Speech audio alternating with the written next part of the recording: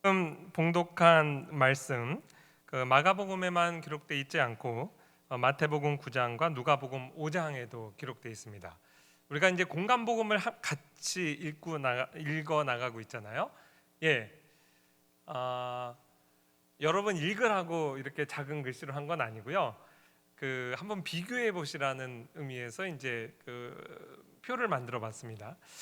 마태복음 9장 1절에서 8절, 또 마가복음 2장 1절에서 12절, 누가복음 5장 17절 이하에 이렇게 보면 이 스토리는 크게 이제 두 부분으로 나눠 있어요.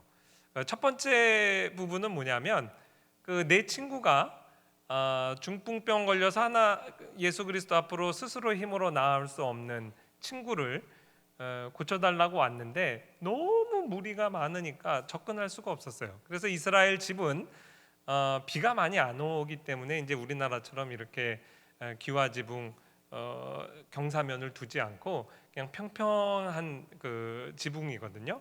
거기서 이제 뭐 쉴 수도 있고 또 거기서 이제 모임도 가능한 그런 이제 네모난 지붕이에요. 거기 올라가서 보통 나무 가지와 또 진흙을 이겨서 만든 지붕이기 때문에 그거를 좀 힘을 가해서 이렇게 뜯어낼 수가 있거든요. 예수님 있는 그 위치를 보고 뜯어내서 침상채 이제 달아내렸죠. 굉장히 이 사건이 인상적이죠. 그래서 제가 이제 주일학교 다닐 때 우리 지금 주일학교 교재에 보면 보통 이 본문을 다룰 때 이런 식의 교재가 많습니다. 중풍병자와 이제 친구들. 그래서 전반부에 이 내용이 있고 노란색 부분이 이제 예수님께서 내 죄를 사하노라. 서기관들이 야 하나님만 죄를 사하는데 이거는 신성모독이다. 일어나 내 침상을 가지고 가라, 집으로 가라라는 말과 내 죄사함 받았느니라 이 말 중에 무엇이 더 쉽겠느냐? 그리고 인자가 이 땅에서 죄를 사하는 권세가 있음을 너희로 알게 하겠다 하고 일어나 내 침상을 들고 집으로 가라 그러셔서 이제 고치셨죠. 요 내용이 이제 노란색 부분이에요. 흥미로운 것은 마태복음에는 이 전반부, 그러니까 중풍병자와 친구들 이야기가 통째로 생략되어 있습니다. 오늘날 주일학교 교재에 제일 많이 실리는 그 내용이 마태복음만 가지고 우리가 교재를 만들면 교재를 만들 수가 없어요. 그래서 이게 무엇을 시사하냐면 이 표적이 무엇을 우리에게 말해주고 있는가, 어떤 핵심이 무엇이냐를 따지고 들어가면 그 중풍병자를 데리고 와서 지붕 뜯는 이 흥미로운 이야기보다 더 중요한 이야기가 두 번째 파트에 나온다라는 것을 우리가 알아야 돼요. 그래서 마태가 과감하게 첫 번째 부분은 생략해 버린 겁니다. 그럴 정도로 두 번째 부분의 핵심이 있고, 그리고 나서 그거 배우고 그 다음에 전반부 중풍병자와 그 내 친구들 이야기를 이제 적용해서 우리가 공부하면 되겠다, 이렇게 이제 생각하시면 된다는 거예요. 이게 공간복음을 같이 펼쳐놓고 주석을 보거나 공부해 갈 때 어떻게 보면 누리는 유익이라고 볼 수 있죠. 그럼 오늘 전체 본문의 핵심은 무엇이냐? 10절이죠. 이 전체 표적을 일으키신 목적이 인자가 땅에서 죄를 사하는 권세가 있음을 너희로 알게 하리라. 이게 이제 오늘 전체 표적의 핵심이고, 이게 전체 본문의 주제이자 제목이에요. 근데 우리 주보가 좁잖아요. 제가 제목을 다 실을 수가 없어서 죄를 사하는 권세 이렇게만 소개를 했습니다. 그래서 오늘 전체 설교가 요 딱 한 구절을 한번 우리가 이해해 보자, 이런 차원에서 한번 준비를 해봤어요. 인자가라는 단어가 굉장히 중요합니다. 인자라는 말은 복음서에 81회 이제 등장을 해요. 그리스도를 가리키는 어떻게 보면은 이제 표현입니다. Son of Man, 마치 로마 황제가 나는 신의 아들이다 이렇게 얘기한 것처럼 거꾸로 오히려 하나님이신 그리스도께서 사람이 되셨다. 그래서 사람의 아들로 메시아를 가리키는 칭호로 이제 스스로 사용을 하셨어요. 물론 다니엘 나오는 인자와 같으니 그렇게 연결지어 예언의 성취로서 또 종말론적인 의미를 갖는 특별한 호칭이기도 해요. 이거는 신학자들이 이 의미를 갖고도 많이 글을 쓰기도 합니다. 그런데 포인트는 뭐냐면 어쨌든 메시아의 칭호라는 거죠. 우리가 지금 지난주에 이어서 메시아의 치유 사역에 대해서 공부하고 있습니다. 메시아의 치유 사역에 이제 많은 예가 있지만 한 특정한 이 예를 우리가 이제 공부하는데요. 마태복음 8장 17절 지난주에 인용했던 말씀이죠. 이는 선지자 이사야를 통하여 하신 말씀에 우리의 연약한 것을 친히 담당하시고 병을 짊어지셨도다. 마태가 인용하는 이사야 53장에는 앞으로 오실 메시아가 우리의 질고와 슬픔과 가장 중요한 것은 죄악을 짊어지시는 분이에요. 죄악을 담당하시는 분이죠. 이 내용을 너무나 잘 아는 마태가 우리의 병을 짊어지셨도다라고 인용을 하고 있어요. 사실 육체의 병을 치료하시는 것 자체가 육체의 병의 근원적인 원인이 되는 영혼의 질병, 우리의 죄의 문제를 담당하시는 분이라는 것을 함께 인용한 것이라고 우리가 배웠습니다. 기표와 기의 관계를 말씀드렸죠. 그래서 그리스도께서 오셔서 기의에 해당하는 우리의 죄만 용서해 주시는 것이 아니라 그 영혼의 질병의 육체적인 표현이라고 할 수 있는 육체의 질병, 기표까지도 담당하시는 분이다. 전인구원의 치유의 사역, 이것을 이제 우리가 이미 배웠는데 이 내용이 오늘 이 표적 사건에서 그대로 확인되고 있어요. 예수 그리스도께서 육체의 질병 가운데 아주 고치기 힘든 중풍병을 고쳐주시면서 그 모든 육체의 질병의 어떻게 보면 근원적인 원인인 영혼의 질병, 죄의 문제를 함께 해결해 주시는 기표와 기 전체를 해결해 주시는 인자로 이렇게 오늘 이 치유의 사역을 하나의 표적적인 사건으로 예수님께서 친히 해석하고 계십니다. 한 걸음 더 나아가서 인자라는 말은 그리스도, 이 메시아라는 또 다른 명칭이 중보자라고 우리가 신학자들이 이제 가르치고 있는데, 이 중보자를 영어로 쓰면 God, 하나님이죠. 그리고 하이픈하고 man이에요. God, man. 그러니까 우리의 중보자가 되시는 그리스도께서는 온전한 하나님이시자 또 완전한 사람이시죠. 근데 누가의 기사와 마태복음의 기사를 이렇게 우리가 살펴보면 이 중보자의 개념이 등장해요. 왜냐하면 오늘 본문도 그렇지만 누가복음에 신성 모독이로다 오직 하나님 외에 누가 죄를 사하겠는가? 그러니까 그리스도께서 내 죄를 사하노라 선언하신 것은 사람이신 그리스도께서 사실 참 하나님이심을 드러내는 더 깊은 의미의 표적이라는 거죠. 마태복음 9장에 보면 이러한 죄사함의 권능을 사람에게 주신 하나님께 영광을 돌렸어요. 그러니까 지금 죄사함을 선포하는 예수 그리스도는 오직 하나님이시자 또 진짜 가현설에서 얘기하는 귀신 같은 존재가 아니라 진짜 사람이시라는 것을 드러내는 거죠. 그래서 합신에서 저를 가르치신 이제 김성수 교수님이 이 본문을 주의하면서 이렇게 말씀했어요. 예수님께서 의도적으로 하나님만 하실 수 있는 일, 곧 죄사함을 선언하신 것은 그가 참 사람이신 동시에 사람 이상인 분이심을, 참 하나님이심을 알리기 위함이었다는 말입니다. 더 나아가서 예수님께서는 죄를 사하여 주심으로써 인간의 가장 근본적인 비참과 불행인 죄를 치유하시는 분이심을 나타내고자 하셨다는 뜻입니다. 요 인자라는 단어 하나가 이렇게 이제 깊은 의미를 가지고 있다는 것을 우리가 배웠습니다. 자, 인자가 땅에서 죄를 사하는 권세가 있음을 너희로 알게 하겠다. 땅에서의 의미를 한번 살펴볼게요. 예수님께서 사죄를 전언할 때 이 사죄는 네가 지금부터 회개하고 선한 삶을 살면 마지막 최후의 심판 때 네 죄를 사해 줄 거야, 이렇게 선언하신 게 아니에요. 예수님의 사죄 선언은 그 즉시 효과를 갖습니다. 그 장소에서 비단 이번 사건뿐만 아니라 누가복음 7장에 보면 이러므로 내가 내게 말하노니 죄 많은 여인, 죄 많은 동네에서 알려진 공인 죄인의 사죄 받은 것을 그냥 선포하셨죠. 그의 많은 죄가 사하여졌도다. 이미 사하여진 거예요. 또 현장에서 가늠하다가 붙들려 온 여인을 향해서도 네가 이제부터 개가천선하여 정말 잘 윤리적인 삶을 살면 앞으로 천국 갈 거야. 최후의 심판 때 하나님이 용서해 주실 거야. 이렇게 하지 않고 하나님이신 예수께서 내가 너를 정죄하지 않는다 선언하셨어요. 비단 신약의 성도만 누리는 복이 아니에요. 구약 시대에도 사무엘하의 그 유명한 사건, 밧세바를 범한 다윗의 죄를 적나라하게 지적하지만 또 그와 동시에 다윗이 회개할 때 하나님이 당신의 죄를 사하셨다. 당신이 죽지 않겠다. 나단이 그렇게 이제 선언을 했죠.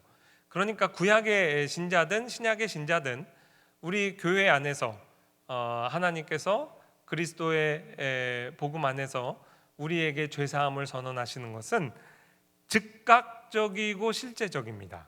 이 부분을 놓치면 안 돼요. 로마 캐톨릭이 이 부분을 고의적으로 왜곡시켰죠. 연옥이라는 성경에도 없는 죽음 이후의 장소를 만들어 놓고 거기서 나머지 죄값을 다 치르고 천국 가는 거다. 신자의 99%도 죽으면 다 천국 가는 게 아니라 연옥을 갑니다. 연옥에서 남은 죄값 치르고 올라간다는 거예요. 그게 이제 중세 교회가 타락할 때 연옥에 있는 너의 사랑하는 부모 불구덩이에서 지금 만년 2만년 고난 받아야 되는데 네가 여기서 건축헌금 100만 원 하면 오늘 바로 천국 가. 이렇게 사기친 거 아니겠습니까? 그래서 실제 교회가 그리스도의 복음 안에서 값없이 즉각적이고 실제적으로 베푸는 구원의 확신 그리고 죄사함의 복음을 정직하게 선포하지 않은 우리는 아픈 역사를 알고 있어요. 그래서 우리가 지금 예수 그리스도의 복음 안에서 누리는 죄사함이 얼마나 실제적이고 현재적인가를 알고 누리는 것이 굉장히 중요합니다. 켈빈 목사님이 이 부분을 주의하면서 이걸 강조했어요. 실제적인 속죄가 이루어지는 장소가 바로 이 땅입니다. 바로 이 지상교 안에 지금 이 자리에서 우리가 진짜 죄사함을 받고 누린다는 거예요. 이거를 빼앗겨서는 안 됩니다.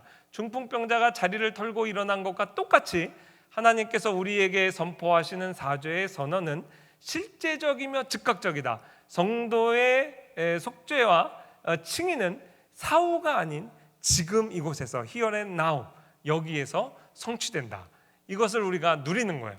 종교개혁이 일어나고 로마 캐톨릭 교회가 이 죄사함과 구원의 확신을 어떻게 해서든 누리지 못하게 하고 두렵고 떨림으로 구원을 이루라는 이 말씀 가지고 신자들을 굉장히 두려움 가운데 뒀어요. 그래야 교회에 더 충성하고 헌신하니까. 근데 종교개혁자들이 이 예수 그리스도의 복음은 구원의 확신을 우리가 즉각 이 자리에서 실제적으로 누리게 한다. 이것을 보고 교인들이 이렇게 윤리적으로도 또 교회의 말에 복종하지 않도록 할까봐 그거를 굉장히 두려워했어요. 종교개혁의 최대 폐해는 구원의 확신을 남발한 거다. 이렇게 이제 공격을 했습니다. 그러나 구원의 확신, 사죄의 확신을 이렇게 어떤 의미에서 선포하시고 자유롭게 행하신 그 당사자가 예수 그리스도세요. 그러니까 땅에서라는 단어도 너무 중요하다는 거죠. 이 부분을 놓쳐서는 안 됩니다. 세 번째는 인자가 땅에서 죄를 사하는 권세가 있는 줄, 예수 그리스도의 권세에 대해서 한번 생각을 해보도록 하겠습니다. 마가복음 우리가 읽은 본문에 보면 예수께서 이 중풍병자를 메고 온 사람들, 분명히 이들을 가리킵니다. 이 사람들의 믿음을 보시고 중풍병자의 병도 고쳐주시고 죄사함을 선언했어요. 이게 어떤 의미에서는 조금 난제로 생각하는 분들이 있습니다. 왜냐하면 예수님께서 공간복음에 보면 치유의 표적을 일으키실 때 대부분의 경우에 믿음을 먼저 확인하셨어요. 그렇죠. 그래서 반복되는 표현이 네가 인자가 이 일을 할 줄 믿느냐? 아, 내가 믿습니다. 그럼 네 믿음대로 될지어다. 여자여, 내 믿음이 너를 구원했다. 이런 말이 반복되죠. 믿음이 굉장히 중요해요. 우리가 죄사함을 누리고 또 구원의 확신을 얻는 데 있어서 하나님께서 반드시 믿음을 확인하십니다.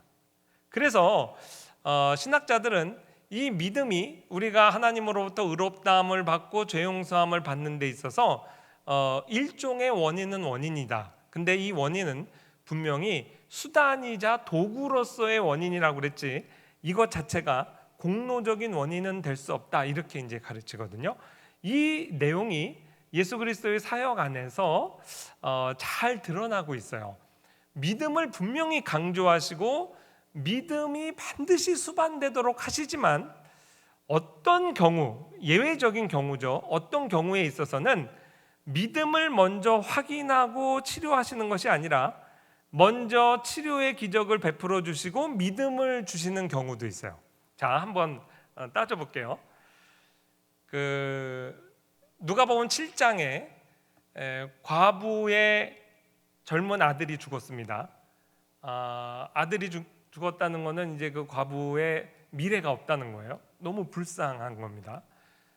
외아들이었는데 그 장례 행렬에서 예수님이 장례 행렬을 멈추고 관에 손을 대고 청년아 일어나라 그랬어요.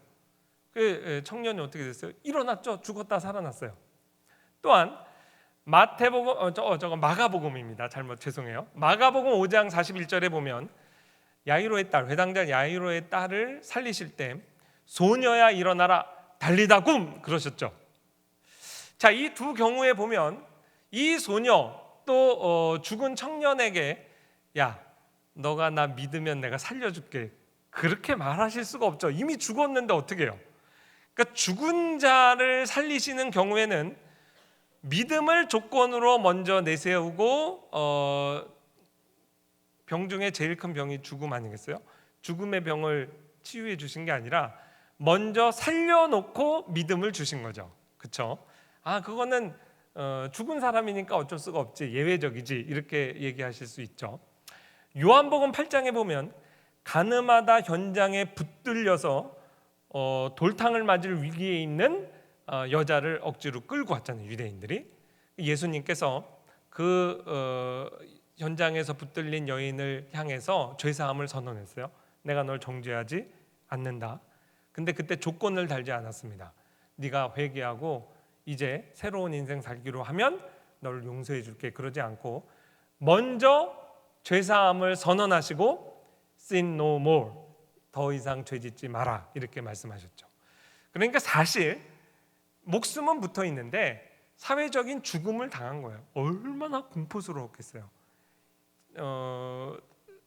언제 돌이 날라와서 내가 이제 죽겠구나 생각했겠죠. 그런데 예수님께서 그 정신이 없는 와중에 너 나 믿을래? 그러고 이제 따지지 않고 먼저 살려놓고 무리 다 떠나고 정말 차분해진 상황 가운데서 예수님께서 새로운 삶을 이제 명령하시고 이 여자가 분명히 새로운 삶을, 회개한 삶을 살았으리라 생각해요. 그래서 먼저 사죄가 선포되고 그 다음에 믿음을 주시는 경우도 있다는 거죠. 제가 보통 설교 원고가 금요일 날 다 완성이 되고 어머니랑 이제 통화하면서 이번 주 뭐 설교합니다 쭉 얘기하거든요. 어저께 통화하는데 야, 그 귀신 들린 케이스도 있어 그러시더라고요. 근데 그것도 사실 맞아요. 귀신 들린 자를 하나님께서 치유하실 때 네가 믿느냐 이렇게 확인하시지 않고 악한 귀신아, 이 더러운 귀신을 꾸짖어서 내쫓으신 다음에 믿음 주시는 경우 있어요. 우리가 다음에 살펴보게 될 거라사의 광인도 마찬가지죠. 군대 귀신 들렸는데 언제 전도하시고 막 그러겠어요. 먼저 더러운 귀신아 나가라 하시고 귀신 쫓아내 주시고 온전한 정신 돼서 예수님을 믿을 뿐만 아니라 제자가 되겠다고 따라왔잖아요. 그럴 정도로 귀신 들린 경우도 마찬가지예요. 자, 죽은 경우, 그 다음에 거의 죽은 거나 다름없는 그러한 위기, 죽음의 위기를 겪고 있는 가늠하다 현장에 붙들린 여인의 경우, 또 귀신 들린 자의 경우는 하나님께서 어떻게 보면 먼저 치유의 표적을 행하시고 생명을 주시고 그 다음에 믿음과 회개를 요구하시는 경우도 있다고요. 그러면 이런 경우까지 다 생각을 하면 오히려 예수 그리스도께서 믿음을 주실 자에게 믿음을 마음대로 주시고 누구를 치료하시고 생명을 주실 것을 하나님께서 결정하시는 예수 그리스도의 권세가 오히려 더 크게 확대되는 경우라고 볼 수 있습니다. 그래서 히브리서에 보면 믿음의 주요 온전케 하시는 이라 그랬어요. 예수님이 믿음의 주라는 말은 히브리어 원어에 이런 뜻도 있어요. 창시자란 말이에요. 그러니까 믿음을 우리에게 만들어서 선물로 주시는 분이요, 또 우리의 믿음이 온전하지 못할 때 그거를 완성시키시는 온전케 하시는 분이에요. 그래서 온전하지 못한 믿음이 부족한 자의 믿음을 오히려 완성시키시는 분. 그래서 이 믿음이 반드시 수반되지만 믿음을 주시는 분도 선물로 주시는 분도 하나님이시라는 거죠. 예수님이라는 거죠. 그렇게 되면 믿음이 마치 우리가 스스로 만들어내서 내가 어떤 공로가 되어 내가 믿겠다고 하면 예수님이 어쩔 수 없이 그러면 내가 다 고쳐줄게, 이렇게 반응하는 것이 아닌 것을 우리가 알 수 있습니다. 이렇게 다 알고 나면 이제 본문의 난제가 해결돼요. 예수님께서 그들의 믿음을 보시고 죄사함을 선언했을 때 가장 안전한 해석은 그들 가운데 이 중풍병자 자신도 포함되어 있는 거죠. 그러니까 믿음을 보시고 믿었으니 믿음대로 죄사함 받는다, 이렇게 이제 선언하신 일반적인 패턴 안에 들어가는 것이고, 서로 이 중풍병이 너무나 생각보다 심한 병이어서 말도 할 수 없고 의식도 제대로 없는 상태라 할지라도 예수 그리스도께서 마치 죽은 자를 일으키시고 믿음을 주시는 것 경우도 생각한다면 이것이 난제가 아닙니다. 혹시 친구들의 믿음, 그 기도에 응답하셔서 이 마음까지도 정신까지도 마비된, 스스로 예수님을 찾지 않는 사람이라 할지라도 예수님이 서로 그에게 치유의, 영혼의 병의 치유와 육체의 병의 치유를 동시에 먼저 일으키시고 믿음을 주셨다 해도 우리는 이것이 난제가 아님을 알아요. 그리고 믿음이 너를 구원했다라는 말도 가만히 신학자들의 말을 듣고 보면 이 믿음의 대상이 중요하다는 거예요. 네 믿음을 칭찬하고 믿음이 너를 구원했단 말은 네 믿음이 공로적 원인이 돼서 네 병에 치유하는 원인이 됐다는 게 아니라 네가 예수께 나오면 치유함 받겠다는 믿음의 대상이잖아요. 네 믿음의 대상, 네가 바로 찾아왔다. 그러니 네 믿음이 너를 구원했단 말은 네 믿음의 대상인 그리스도께서 이 치유의 주체가 되신다라는 말과 같은 말입니다. 그래서 믿음이라는 것과 예수 그리스도의 죄사함의 권세의 관계도 이 본문 안에서 우리가 잘 배울 수가 있습니다. 이 한 구절 안에 중요한 성경 공부의 핵심적인 내용은 다 공부한 거예요. 끝! 적용 들어가 보겠습니다. 적용이 재밌어요. 예수님께서 흥미로운 말씀을 하시죠. 네 죄사함을 받았느니라 하는 말과 일어나 내 상을 가지고 걸어가라는 말 중에 어느 것이 쉽겠느냐라고 이제 그 비판자들의 마음에서 신성모독이로다 하는 서기관과 이 내용 때문에 지금 시험에 든 자들에게 예수님께서 질문하신 내용이죠. 이 질문에 대한 대답은 뭘까요? 어떤 것이 더 쉬울까요? 사실 주님의 입장에서는 죄사함을 받았다는 선언이 어려운 일을 감당하심으로써 하실 수 있었던 일입니다. 우리의 죄를 사하기 위해 그 어려운 십자가를 지셨잖아요. 그러니까 분명히 이 죄사함이 어려운 일이죠. 그리고 육체의 질병을 고치시는 일은 그거에 비해서는 하나님 입장에서는 하나도 어려운 일이 아닌 거예요. 그러나 예수 그리스도가 사기꾼이다, 지금 속임수를 쓰고 있다라고 생각하는 사람 입장에서는, 누구를 속인다는 입장에서는 말로 네 죄사함 받았다는 말이나 네 침상을 들고 일어나라는 말 중에 무엇이 더 어렵겠어요?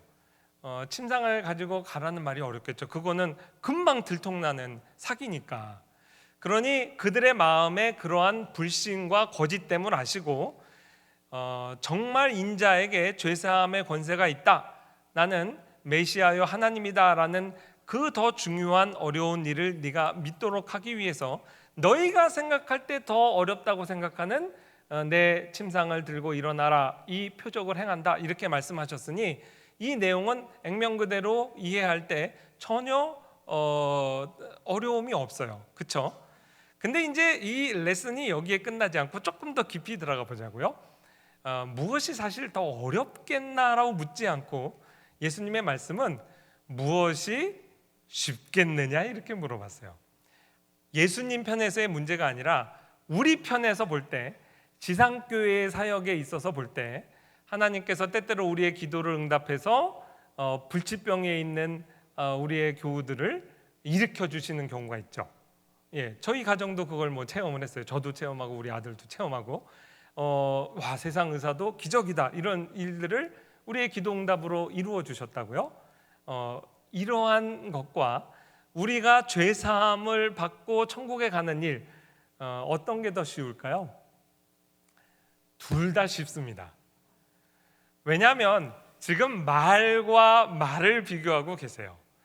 지상교회에게 하나님이 맡기신 사역은요, 우리가 기도의 응답으로 불치병에 걸린 우리 환우들을 하나님께서 일으키실 때도요, 우리가 하는 일은 말뿐이에요. 실제 그 일을 행하시는 일은 누구예요? 하나님이세요. 또 우리가 새신자를 전도해서 형제님의 자매님의 죄를 주님께서 용서하셨습니다, 죄사함을 얼마든지 누릴 수 있어요, 이 복음을 선포하는 것은 따지고 보면 말이에요. 우리가 그 전도한 사람들을 위해서 대신 십자가를 지지 않아요. 어떤 면에서는 쉬운 일이라고요. 그러니까 지상교회에게 맡기신 이 사역은 말씀 사역입니다. 전도 어렵죠. 어렵지만 정말 그 영혼을 구원하는 일에 내가 공로적으로 기여하는 건 아무것도 없어요. 설사 하나님께서 우리의 기도를 듣고 내 가족 중에, 내 친구 중에 누구를 죽을 병에서 일으키셨다고 해도 그거는 하나님이 하신 일이지 실제 내가 공로적으로 어떤 일을, 어려운 일을 감당한 게 하나도 없다고요. 교회에게 맡기신 사역은 캐리그마, 복음을 선포하는 사역입니다. 이미 예수께서 다 완성하신 것, 우리의 모든 연약함과 질병과 죄악을 담당하시는 어려운 일을 다 그리스도께서 완성하시고 우리에게 맡기신 것은 완성하신 복음의 내용을 선포하는 것뿐이에요. 말로 하는 겁니다. 그래서 본질적으로 쉽다는 거예요. 물론 이 말을 하다가 순교도 해요. 순교할지언정 쉬운 일이에요. 포인트가 뭐냐? 쉬운 일 하면서 너무 유세 떨지 말라는 거예요. 너무 징징거리지 말라는 거예요. 마치 내가 큰 일을 행한 양 마땅히 그리스도에게로 돌려야 될 영광을 도적질하지 말라는 거예요. 어려운 일 하나님이 다 하셨어요. 우리는 선포하면 됩니다. 그 쉬운 일도 잘 순종을 안 해서 문제죠. 그래서 어느 것이 더 쉽겠느냐 물으신 이 예수님의 질문, 공간복음도 다 똑같아요. 어느 것이 쉽겠느냐. 이 쉬운 일 감당하면서 너무 교만하지 않게 하소서, 유세 떨지 않게 하소서, 그리스도께 돌아갈 영광 우리가 가로채지 않게 하소서. 이게 늘 우리의 기도가 돼야 돼요. 또 하나는 공동체의 의무입니다. 이 중요한 핵심 먼저 공부하고 그 다음에 마태복음은 생략한 마가복음, 누가복음 전반부에 기록된 내 친구들의 믿음 한번 우리가 적용을 해보도록 하겠습니다. 예수님께서 이 중풍병 걸린 친구들의 믿음을 칭찬하셨죠. 그리고 정말 그들의 믿음을 보시고 이 큰 표적을 행하셨어요. 어떻게 보면 교회 공동체 안에서 우리 신자들이 서로가 서로에 대해서 어떠한 의무를 감당해야 되는가를 잘 교훈해 주셨다고 봅니다. 여러분, 세계에서 제일 큰 나무가 어디 있는지 혹시 아세요? 들어보셨을지 몰라요. 저도 아직 안 가봤는데 한 번은 꼭 가보려고 해요. 미국의 레드 국립공원이라고 있어요. 제가 좀 살펴보니까 우리나라 안성 도시 꽤 크잖아요. 그 도시만 한데 이 레드우드 아메리칸 삼나무죠. 이 삼나무 밭이 있어요. 그 도시 하나 전체 면적에 얼마나 빽빽히 있는지 몰라요. 근데 이 나무들의 크기가 거의 100m입니다. 제일 오래된 나무라고는 히페리온이라는 저 나무의 크기가 115.5m예요. 자유의 여신상보다도 이제 훨씬 큰 거죠. 근데 이제 저기 제일 큰 나무 위치를 일부러 공개를 안 해요. 그러면 이제 사람들이 가지고 그걸 해야 할까봐 대략적으로 이제 거기에 있다라고만 이제 알려주는 거죠. 저 히페리온이라는 나무 115.5m. 근데 이 600년을 자랐다고 하는데요. 이 삼나무의 특징이 있어요.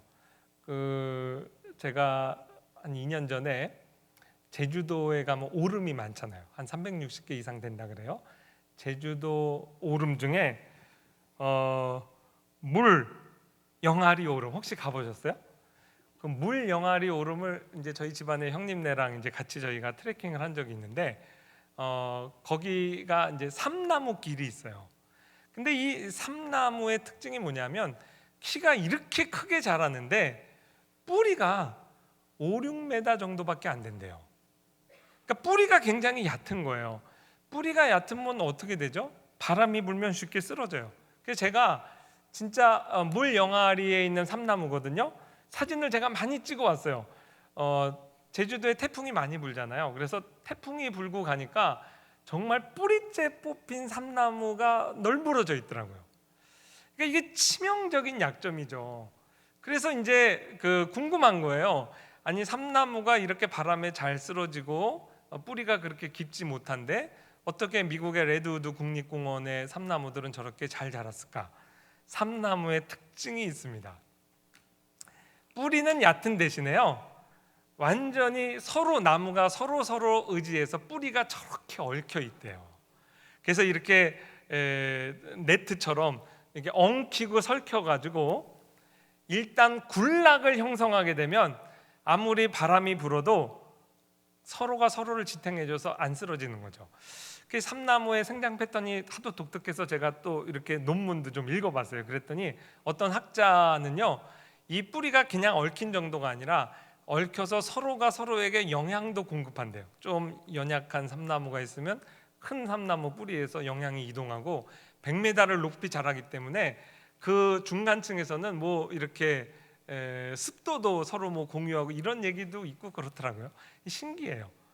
근데 이 삼나무가 주는 교훈이 큽니다. 저도 지금 신학교에 있지만 여러분 생각에는 뭐 신학교는 정말 믿음이 훌륭한 이제 전도사들이 다 모여 있겠지. 막상 그 공동체 안에 있으면 다 똑같아요. 다 연약하고 상처받고 다 이렇게 믿음이 그렇게 깊지 않은 상태로 하나님이 신학교로 불러주는 전도사님들도 굉장히 많이 있어요. 그런데 이제 서로 믿음의 공동체를 이뤄서 서로가 서로를 이렇게 지탱해 주면서 자라가는 거죠. 제가 지난주도 제 제자 얘기 하나 했는데 지금 현재 매달 만나서 논문 지도하는 학생 중에 하나도 저도 이제 그 공동체의 일원이죠. 우리 제자들 앞에서 저도 겸손해져요. 어떤 면에서 그러냐면 우리 성진이도 아파서 우리 믿음의 공동체 안에서 제가 안 쓰러지고 버텼잖아요. 그다 여러분의 기도와 협력과 살려주셨다고 저 확신하거든요. 저도 만약에 혼자 있었으면 제주도 삼나무처럼 아마 뿌리째 뽑혔을 거예요. 근데 하나님께서 우리 공동체 안에서 이렇게 키워주셨죠. 근데 저만 그런 게 아니라 우리 제자들 봐도 그래요.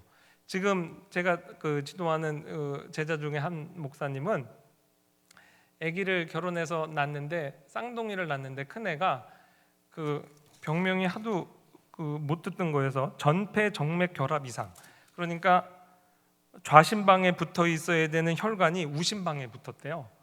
그래서 선천적으로 심장이 기형인 거예요. 그래서 수술 6번 하고 했는데 또 후유증으로 폐 정맥 협착증.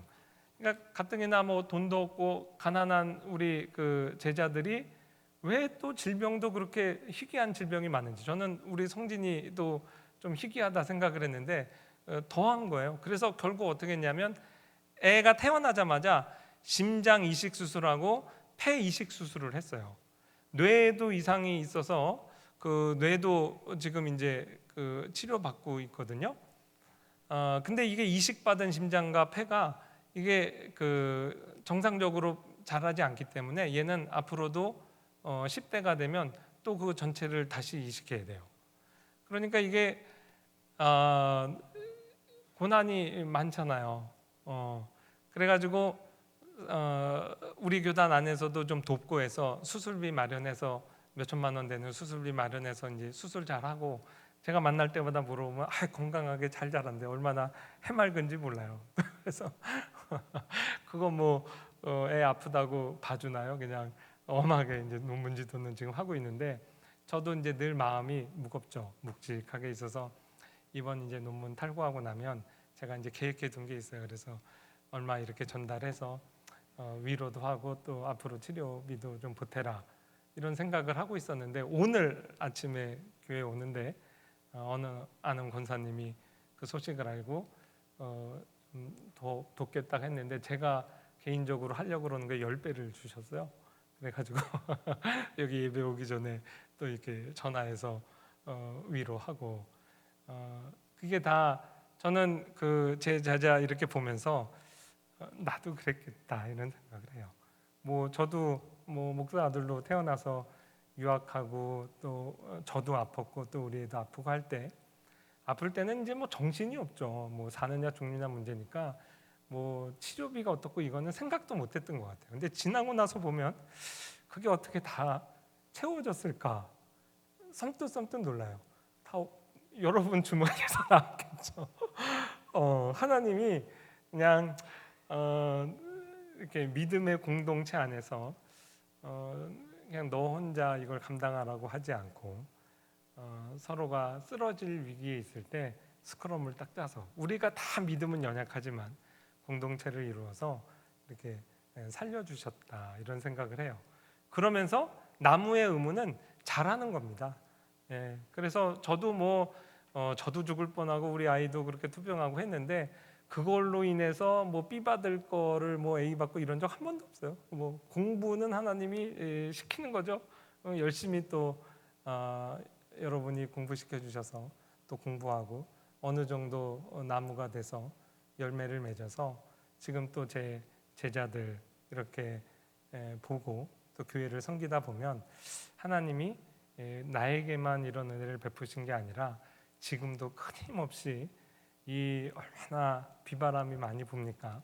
이러한 폭풍 가운데서 우리를 예외로 두시진 않았어요. 세상 사람들이 당하는 희노애락 다 경험하게 하시고 질병도 다 경험하게 합니다.